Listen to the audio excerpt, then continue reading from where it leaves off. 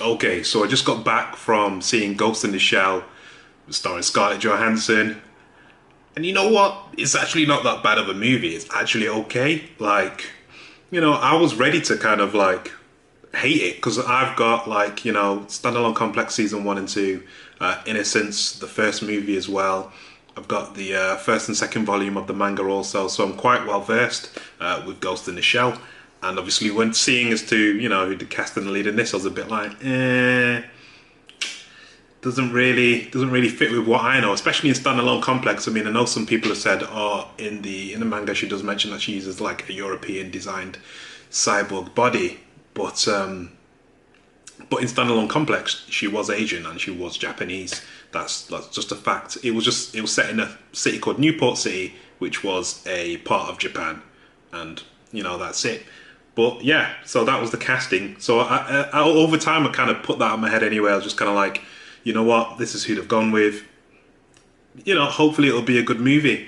And then yeah, so I was watching it. It started off and yeah, it was pretty good. It was pretty Ghost in the Shelly. You know what I mean? It had like Section 9 doing operations and stuff.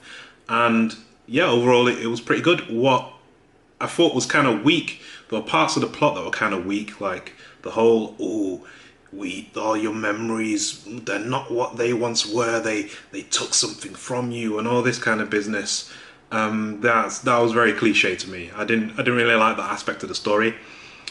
A weird bit was that it's at its strongest and weakest when it's emulating the 95 anime, which is really weird because you'll see bits of the movie that you'll be like shots even, oh, that's from the anime, that's from the anime, and even the scenes which are kind of lifted from the anime and adapted, and it's kind of weird to see. It's almost like, well, why didn't you just adapt the movie straight?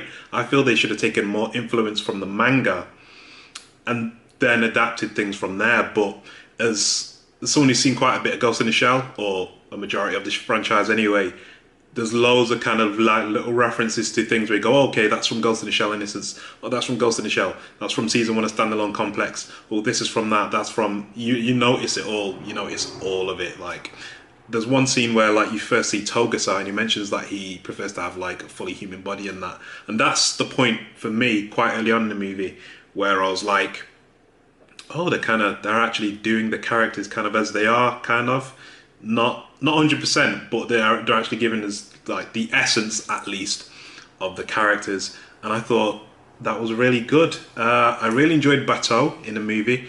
I think he's probably one of the stronger characters in it, and he was exactly how he was in the anime movie.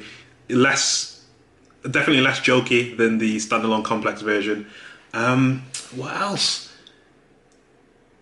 Yeah, I mean, it's a good looking film. The tank, obviously, the tank's a major scene from the anime movie. It's nowhere near, the scene is nowhere near as like magical and awe inspiring and just visually stunning and tense. It's that scene is none of those things. But seeing the tank for real, was for real, it's CGI. It was really cool. It was just like going around and that. And it was really good to see the tank, to be honest, and seeing that scene or a version of that scene. Yeah, I've got a lot of. It's weird because I don't think it's that bad of a movie. Although in saying that, there is one major plot point, which is it's a bit of a piss take, and obviously this is spoilers, so I'm going to say this now. So 10, 9, 8, 7, 6, 5, 4, 3, 2, 1. If you've not gone, I'm about to say a massive spoiler, and it's your own fault. So here it goes. So through the film, we're told that Major, her name is Mira Killian, I believe it is, and we just told this all the way through the film. And obviously, before the film came out, we were told that Scarlett Johansson's playing Major. It turns out, through the course of the movie, you start to guess that Mira Killian may not be her actual name. And then as it progresses through, we do find out that that's not her name. Her name was Motoko Kusanagi, and she was an Asian female, and they've put this Asian female in the robot body of a woman who looks like she's a white chick for whatever reason. and obviously erased all the memories so she doesn't remember. So yeah, Motoko Kusanagi is an Asian woman in a white woman's body, and it's kind of weird. It's a weird scene to watch because she goes around to her old house and her mum's there, and obviously she has a cat, and a cat comes out, and the cat like likes Major, and obviously Major's mum is like, oh, like she doesn't usually like anyone, she likes you. The only other person she liked was Motoko.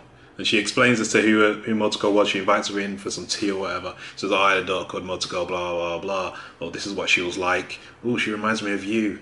You remind me of her even. And I was just like, no, they didn't. They didn't. It was just so weird. It's because they didn't need to do that. It was just odd. You know what I mean? It was just really odd to see. It was just kind of nuts. And that bit of the story I just thought was a mick take, because it's like, don't insult my intelligence. You know what I mean? It's like that's silly. If you're gonna have Scarlett Johansson play this character, have her play the white version of that character. Don't do the well, she is technically kind of Asian, but she's just in a white shell, white woman's body. It was mad. It was just nuts. But I thought that bit of story was just stupid. I was like, this is stupid. That's the one time during the film where I was just like, yeah, you didn't need to do that. To be honest, you really didn't. But yeah, the only thing I'd ask more of is, I'd say I want to see more of Section 9 operating together. Like I said, we saw Togasa near the beginning. He has a few lines here and there. We see, is it Boma? But he doesn't have a shaved head. I believe so. I think it is. I couldn't tell you.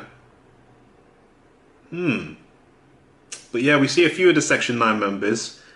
And, you know, we do see them go on one or two missions, but we don't see them be that kind of cohesive, like, machine kind of working together.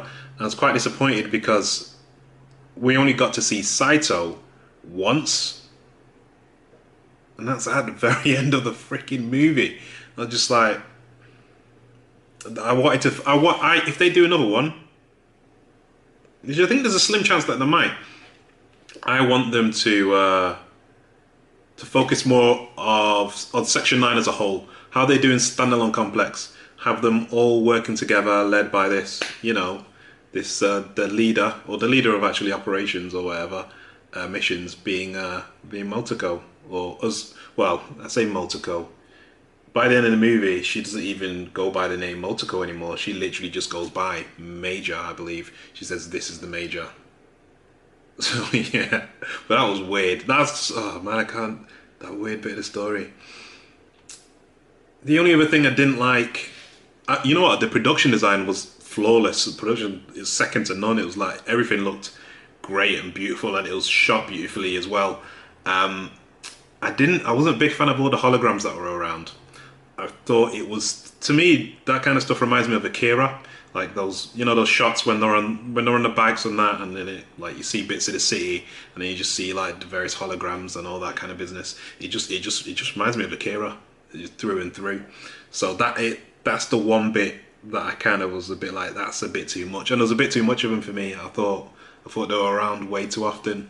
I did like kind of how bright the film looked, and I did like its retro future look. I like wedge-shaped cars and all that kind of business, and like there was a bulkiness to all the tech and that, which yeah, I really enjoyed. I'm trying to think as to whether there's some more things that I would like to have seen in there. All the CGI is good, like all of it is really good. The action is quite gunny, the film. I really wouldn't say there was a great bit of action. Like, this movie is kind of not about that. I almost feel like, and I kind of know why, because this is a movie about identity and stuff, or they've taken that concept from the '95 anime and kind of done their own version about it. So obviously you want to focus as to who the Major's discovering, as to who she is and whatnot and all that kind of business. And I guess, you know, having really big action set pieces will take away from that. And the action pieces were competent and they served the story, but none of them really stood out. The only one that really stood out to me was the scene with the spider tank near the end, and that was it. But man, yeah, all in all, Ghost in the Shell, I'd say I didn't hate it. I didn't love it. I just was like, I was pleasantly surprised. So I'd say B minus. Like if you found it in a bargain bin, like a year from now on Blu-ray for like a tenner or less, then it's definitely worth the buy. Is it worth going to the cinema to see it?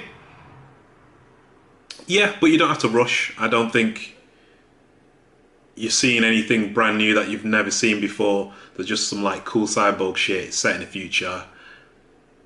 Some of the story elements are mediocre, but overall very competent, very well made. Most people are good in it. Scarlett Johansson does have a weird walk. Like if you look at the way she walks in the movies, it's not robotic, but it's just like this weird walk. It's like in the shoulders. But anyway, agree, disagree in the comments. Like, subscribe, share if you want, and I'll catch you on the next one.